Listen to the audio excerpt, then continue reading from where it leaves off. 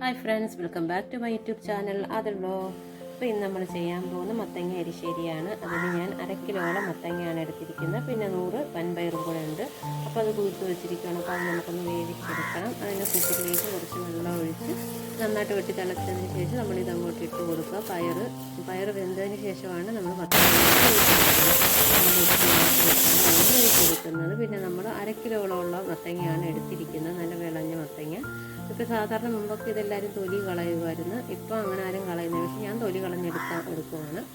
അപ്പം കുറച്ച് സബോളയും പകുതി സബോള എടുത്തിട്ടുണ്ട്. പിന്നെ 2 പച്ചമുളകുമാണ് എടുത്തിരിക്കുന്നത് ഇതിലേക്ക് ചേർക്കാൻ വേണ്ടി. പിന്നെ 2 തണ്ട് നല്ല നാടൻ കറിവേപ്പിലയും എടുത്തിട്ടുണ്ട്.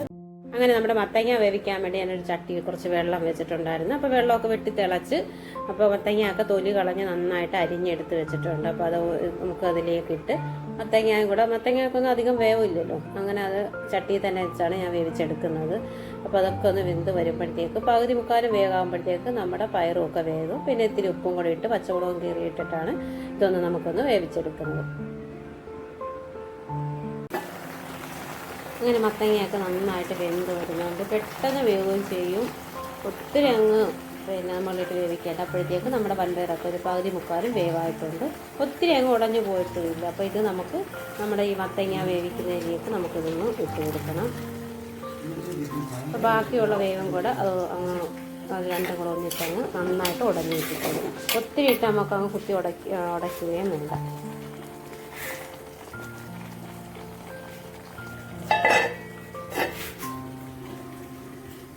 പിന്നെ നമ്മളിതിന് വേണ്ടിയുള്ള അരപ്പാണ് തയ്യാറാക്കുന്നത്. ഒരു അരമുറി തേങ്ങയാണ് ഞാൻ എടുത്തിരിക്കുന്നത്. അതിൻ്റെ കൂടെ നമുക്ക് ജീരകവും 2 തണ്ട് 2-3 അല്ലി പിന്നെ കറിവേപ്പിലയും കൂടെ മാത്രമാണ് ഞാൻ ഇടുന്നത്. കൂട്ടായിരുന്നു. പിന്നെ നമ്മളൊരിത്തിരി മഞ്ഞൾപ്പൊടിയും കൂടെ ചേർക്കുന്നുണ്ട്. ഇതിലേക്ക് നമുക്ക് വെളുത്തുള്ളിയും കൂടെ ചേർക്കാം.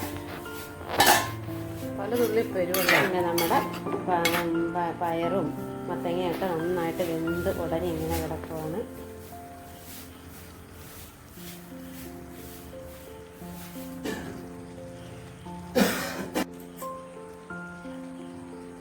അങ്ങനെ നമ്മുടെ അരപ്പുമൊക്കെ തയ്യാറാക്കിയിട്ടുണ്ട്. അതും കൂടെ നമുക്ക് ഇതിലേക്കിട്ട് നന്നായിട്ടൊന്ന് ഇളക്കി കൊടുക്കണം. ഇത് നമ്മൾ ഒത്തിരി അങ്ങ് വെള്ളം പോലെ ചാറ് കണക്കങ്ങ് എടുക്കുന്നില്ല. നല്ല കുറുക്ക് പരുവത്തിലാണ് നമ്മൾ ഈ കല്യാണത്തിനൊക്കെ ഉള്ളതും സദ്യക്കൊക്കെ നമ്മൾ വിളമ്പുന്ന സൈസിലുള്ള ഒരു എരിശ്ശേരിയാണ് നമ്മളിപ്പോൾ തയ്യാറാക്കിയിരിക്കുന്നത്.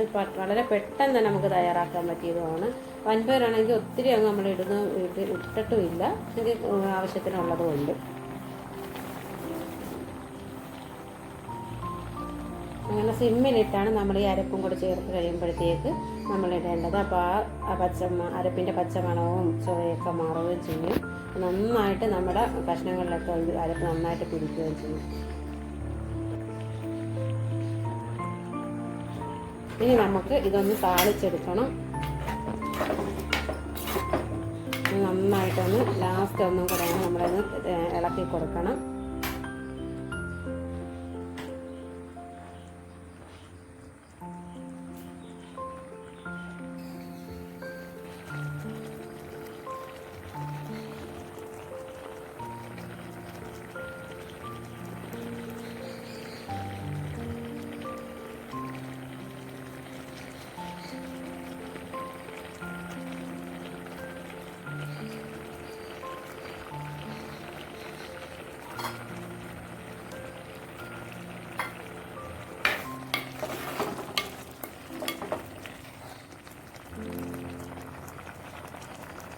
ഇനി നമുക്ക് ഇതിലേക്കൊന്ന് താളിച്ചൊഴിക്കണം. അതിനായിട്ട് ഞാനൊരു ചീനച്ചട്ടിയാണ് അടുപ്പത്തേക്ക് വെച്ചിരിക്കുന്നത്.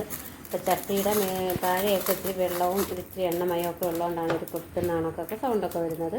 പിന്നെ നമ്മളിതിലേക്ക് നല്ല ആട്ടിയ വെളിച്ചെണ്ണയാണ് ഒഴിച്ച് കൊടുക്കുന്നത്. പിന്നെ നമ്മൾ ഇതിലേക്ക് കടുകാണ് ഇട്ട് കൊടുക്കുന്നത്. കടുക് നന്നായിട്ട് പൊട്ടിക്കഴിയുമ്പോഴത്തേക്ക് ഇതിലേക്ക് വറ്റൽമുളക് 2 വറ്റൽമുളകാണ് ഞാൻ എടുത്തിരിക്കുന്നത്. വറ്റൽമുളകും കറിവേപ്പിലയും പിന്നെ ഒരു തിരി നമ്മൾ തേങ്ങാ തിരികേനും കൂടെയാണ് ഇട്ടിരുന്നത്. വറുത്ത് കോരി നമ്മൾ ഇതിലേക്ക് ഇടുന്നത്. ഇത് നന്നായിട്ട് മൂത്ത് വന്നതിന് ശേഷം നമുക്ക് ഈ തയ്യാറാക്കി നമ്മുടെ എരിശ്ശേരിയിലേക്ക് നമുക്ക് ഒഴിച്ചു കൊടുക്കാം. അത് ആ ചൂടോടെ തന്നെ വേണം നമ്മൾ ഒഴിക്കാൻ. എന്നിട്ട് പെട്ടെന്ന് തന്നെ നമ്മളൊന്ന് ഇളക്കിയിട്ടാണ് മൂടി വെക്കുകയും ചെയ്യണം. അപ്പോൾ മണമൊക്കെ അതിനകത്ത് ഇരിക്കുകയും ചെയ്യും. നല്ല ഒരു അടിപൊളി ഒരു ടേസ്റ്റ് ആയിരിക്കും. അപ്പോൾ ഈ തേങ്ങയും കൂടെ വറുത്ത് ഇടുന്നത് പ്രത്യേക ഒരു ടേസ്റ്റ് തന്നെയായിരിക്കും.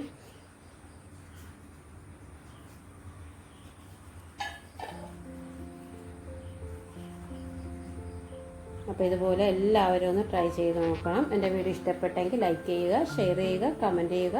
സബ്സ്ക്രൈബ് ചെയ്യാത്തവരാണെങ്കിൽ ഒന്ന് സബ്സ്ക്രൈബ് ചെയ്തേക്കുക. Okay, thank you.